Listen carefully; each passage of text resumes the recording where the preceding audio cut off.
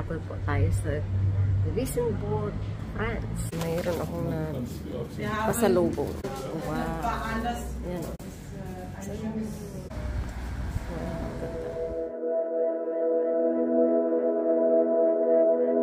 So, ayan po. Darating ng 13:36 ng 1:36 PM ang tren papuntang Wissembourg. Ayan, nandito na. Nakaupo. Papuntang Wissembourg. Walang tao. Walang pasahero.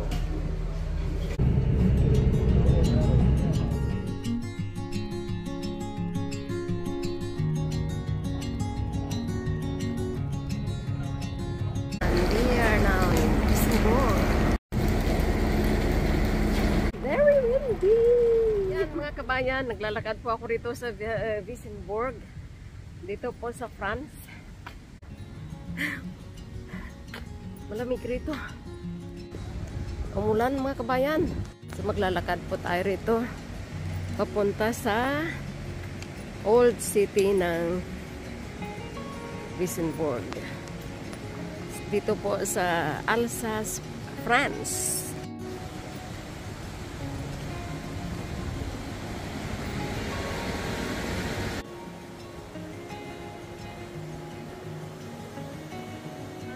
Kabayan, welcome po dito sa Wissembourg.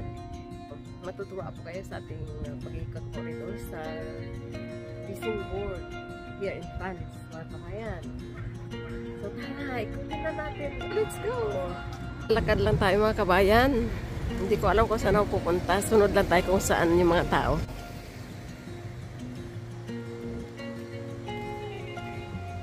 Ayan, lakad lang tayo mga kabayan. Mukhang para maiba naman, hindi yung puro Germany. Yan o. Wow, ang ganda na. Wow, ang ganda. Anong meron dito? Wow, daming tao.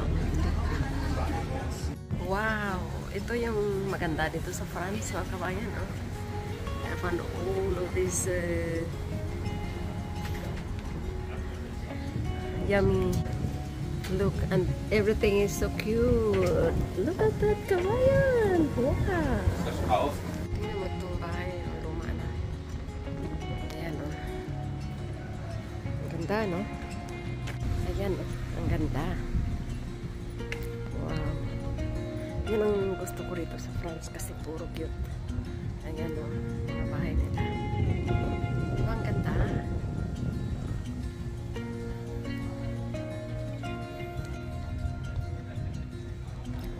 Ganda. Wow, search it. Ito oh, nung 16th century pa oh. Ah, titinda ng ano, yung flesh ng meat. Ayan. Tapos siya yung nagtitinda ng meat. Itong bahay na to.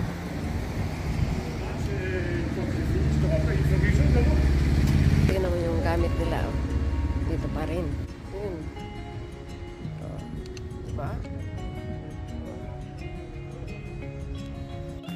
Wow, I love Wissembourg, France. Ayan mga kabayan, ang ganda.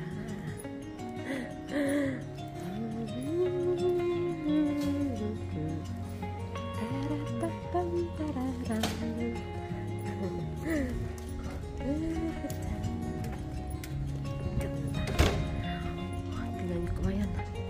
Yung bahay na yan, ang cute, oh. Ang liit, oh. Liit.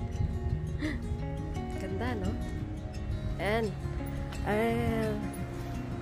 ito yung mga bahay dati. Oh, maliliit. Pinipreserve talaga nila, no? Wow, ganda. Seriously. So, ang Wissembourg po ay isa sa city-state ng France. At ito pong nakikita nating building ay ang kanilang Rathaus or Municipal Hall.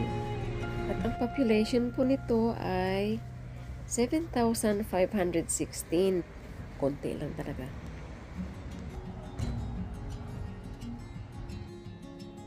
Ang ganda ng mga buildings nila rito. Isa pa po sa nagdagdag ganda rito sa town na ito ay yung kanilang mga canals at nilagyan nila ng mga bulaklak. Kaya mawibili kayo sa kakalakad dito po sa France.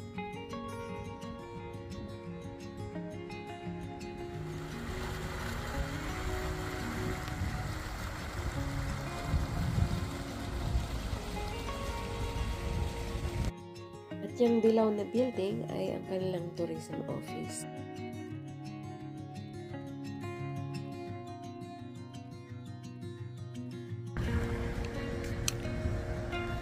Papasok muna ako sa church, mga kabayan. Pray muna tayo kasi. Ay, saan kaya ang pasukan nito?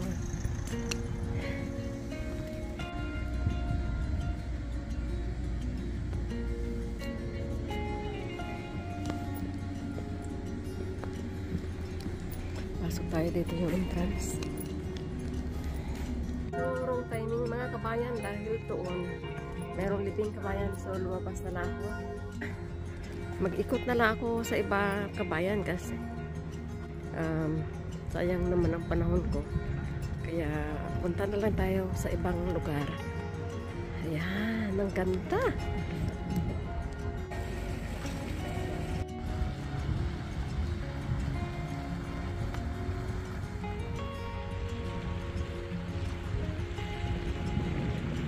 So, punta tayo doon sa ibang lugar naman.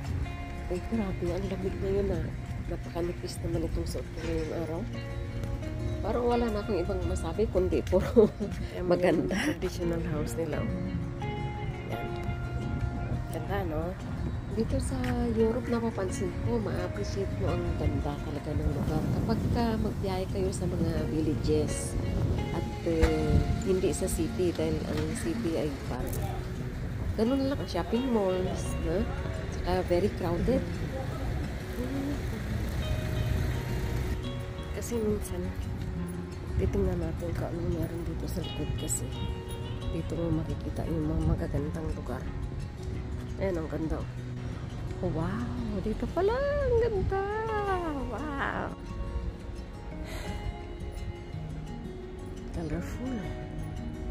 Wow! So, it's autumn time, mga kabayan. Kaya, ayan o, the traditional decor nila every autumn season.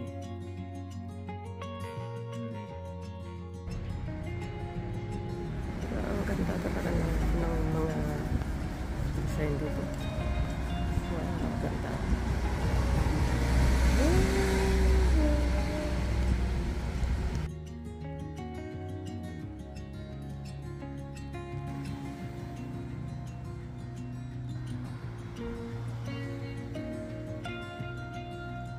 Kaya mo kabayan, meron silang mais doon, no? Sa ibabaw. Ito yung tindahan. Ganda, no? Cute. Yung ganda. Oh, wow.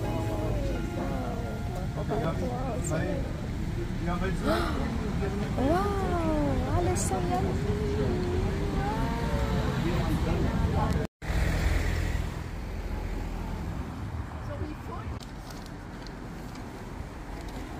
Ito pala yung pinaka-entrance nitong lugar. Nakalagay dyan. Oh. Mga lumang houses. Oh. Tingnan nyo, bulaklak nila, mga daon ng kamote. Ayan. Daon ng kamote yan.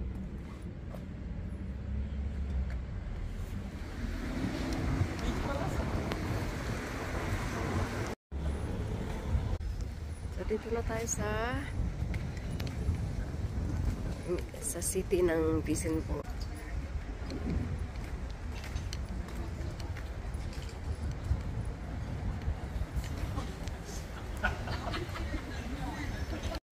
Bago-bago ang panahon, malamig, mahangin, maulan. Ah, wow, wow. Ano ba ito? Wow, ang ganda, oh.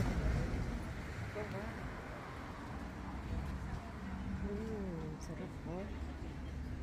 Wow. bibili ako rito, kabayan. Mayroon akong pasalubong. Wow, sarap. Wow. Yan. Teka. Wow. Wow, yan. Oh. Yummy. Alis ko. So, dito po ako bumili sa napakagandang tindahan na ito. Kleinut. Ayan o, Kleinut. Ganda. Ganda ng bahay nila. Ganda. Karamihan po ng mga German pupunta po rito para bumili ng cheese at saka yung mga seafoods kasi mura lang po rito. At saka malapit lang po sa border ng Germany.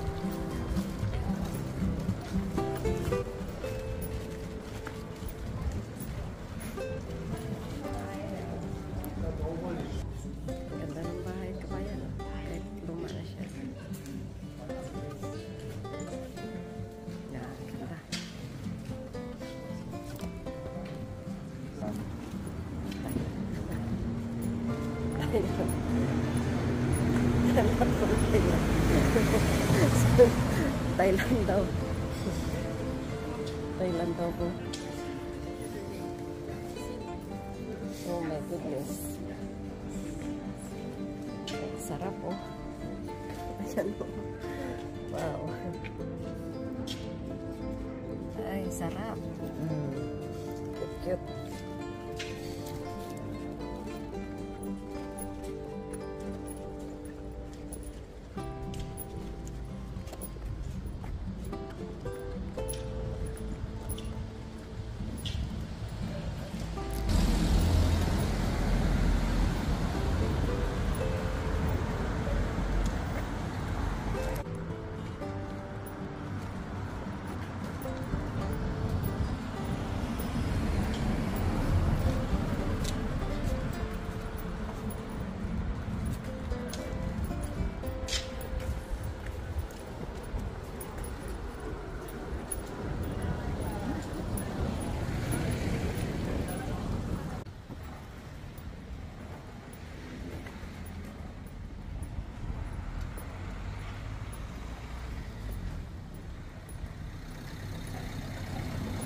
Napansin ko rito, no?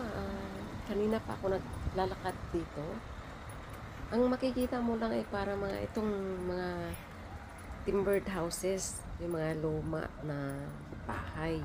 Talagang hindi nila kinalaw, pero talagang preserve po nila para patuloy na ma-appreciate ng mga nagbibisita po rito. So talagang napakaganda po ng lugar na ito.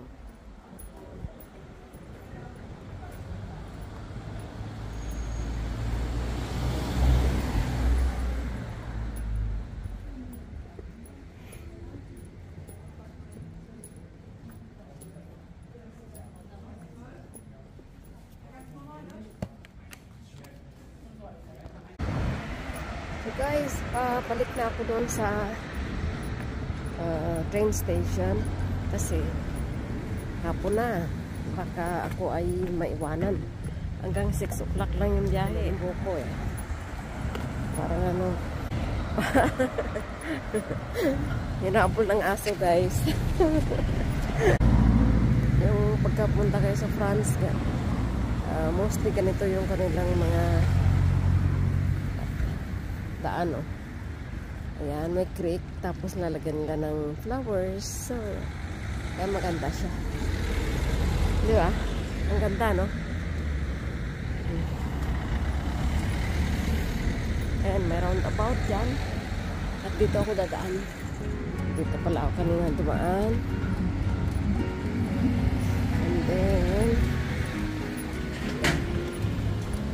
so pauwi na ako guys. Ay. Naglalaglagan ang mga dahon.